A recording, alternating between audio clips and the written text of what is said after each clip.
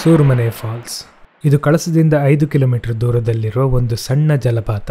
ಈ ಜಲಪಾತಕ್ಕೆ ಅಬ್ಬುಗುಡಿಗೆ ಫಾಲ್ಸ್ ಅಂತಲೂ ಹೇಳ್ತಾರೆ. ಹಿಂದಿನ ವಿಡಿಯೋದಲ್ಲಿ ನಿಮಗೆ ಶೃಂಗೇರಿಯಲ್ಲಿರುವ ಸಿರಿಮನೆ ಜಲಪಾತ ತೋರಿಸಿದ್ದೆ. ಈ ವಿಡಿಯೋದಲ್ಲಿ ಸೂರ್ಮನೆ ಜಲಪಾತ ನೋಡುವ. ಸಿರಿಮನೆ, ಸೂರ್ಮನೆ ಈ ಎರಡು ಹೆಸರುಗಳು ಕೆಲವೊಮ್ಮೆ ಒಂದೇ ತರ ಅನಿಸ್ತದೆ. ಅದಕ್ಕೆ ಕನ್ಫ್ಯೂಷನ್ ಕ್ಲಿಯರ್ ಆಗಲಿಕ್ಕೆ ಈ ವಿಡಿಯೋ ನೋಡಿದ ನಂತರ ಸಿರಿಮನೆ ಫಾಲ್ಸ್ನ ವಿಡಿಯೋ ನೋಡಿ.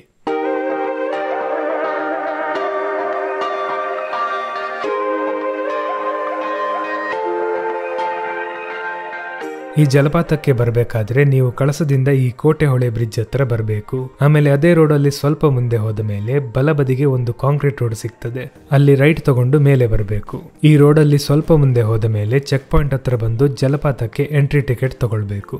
ಎಂಟ್ರಿ ಫೀ ಒಬ್ಬರಿಗೆ 30 ರೂಪಾಯಿ ಆಗ್ತದೆ. ಮತ್ತೆ ಗಾಡಿ ಪಾರ್ಕ್ ಮಾಡ್ಲಿಕ್ಕೆ ಮುಂದೆ ಜಾಗ ಇದೆ. ನೀವು GPS ಹಾಕೊಂಡು ಬಂದ್ರೆ ಈ ಬೋರ್ಡ್ ಹತ್ರ ರೈಟ್ ತಗೊಂಡು ಕೆಳಗೆ ಹೋಗ್ಲಿಕ್ಕೆ ಹೇಳ್ತದೆ. ಖಂಡಿತ ಕೆಳಗೆ ಹೋಗ್ಬೇಡಿ, ಸೀದಾ ಸ್ಟ್ರೈಟ್ ಹೋಗಿ. ಇಲ್ಲಿ ಯಾಕೆ ಕೆಳಗೆ ಹೋಗುದು ಬೇಡ ಅಂತ ಆಮೇಲೆ ಹೇಳ್ತೇನೆ.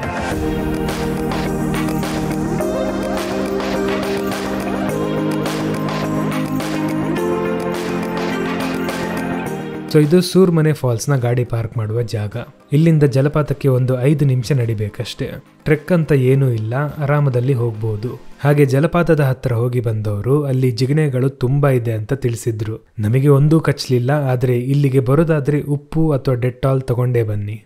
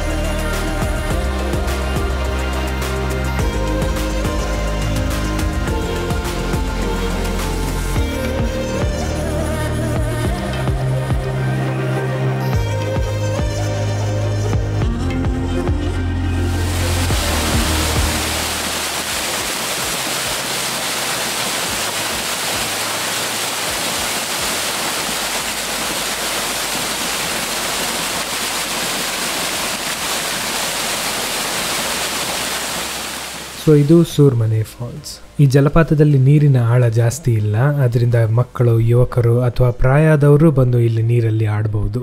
ನಾನು ನೋಡಿದ ಪ್ರಕಾರ ಈ ಜಲಪಾತ ಪ್ರಸಿದ್ಧವಾದದ್ದೇನಲ್ಲ, ಯಾಕಂದ್ರೆ ಜಾಸ್ತಿ ಜನ ಬರೋದು ಕಾಣಲಿಲ್ಲ. ಆದ್ರಿಂದ ನೀವು ಕಳಸ ಅಥವಾ ಚಿಕ್ಕಮಗಳೂರು ಕಡೆ ಏನಾದ್ರು ಟ್ರಿಪ್ ಹಾಕಿದ್ರೆ ಖಂಡಿತ ಈ ಜಲಪಾತ ಮಿಸ್ ಮಾಡಬೇಡಿ. ಇದು ಒಂದು ಸಣ್ಣ ವಿಡಿಯೋ, ಯಾಕಂದ್ರೆ ಇದು ಆರಾಮಾಗಿ ಬಂದು ಹೋಗುವಂತ ಜಾಗ. ಈಗ ಆ ಬೋರ್ಡ್ ಹತ್ರ ಯಾಕೆ ಕೆಳಗೆ ಹೋಗೋದು ಬೇಡ ಅಂತ ತೋರಿಸ್ತೇನೆ. ಇಲ್ಲಿ GPS ಪ್ರಕಾರ ರೈಟ್ ತಗೊಂಡ್ರೆ ಸ್ವಲ್ಪ ದೂರ ಕಾಂಕ್ರೀಟ್ ರೋಡ್ ಇದೆ.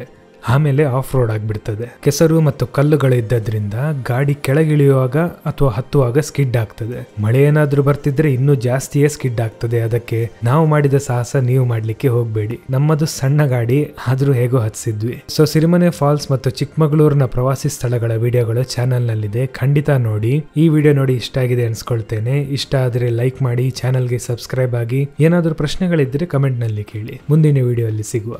ಧನ್ಯವಾದಗಳು.